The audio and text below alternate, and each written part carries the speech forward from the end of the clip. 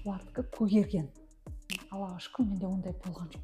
Мен 12 имплант салып отырмын. Сол имплант қондырғаннан кейін вообще қорықпай келетін болдым. Мен ұзақ қарадым имплантацияны. Атыраудан көп неге бардым. Стоматологияға. Қорқыныш болды оларға барғанда. Осы кісінің жасаған жұмыстары ұнады маған. Тиктоктан қарап отырдым. Сосын 3 ай дегенде келдім осы кісіге.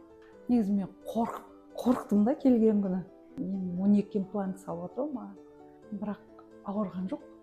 Сұрастырып жүрмін да, имплантация туралы таныстарымнан салдырғандарды, бұлардікі көгерген. Да, жақтары кішкене көгерген, іскен. Аллаға шүкір, менде ондай болған жоқ. Іскен де жоқ, көгерген де жоқ.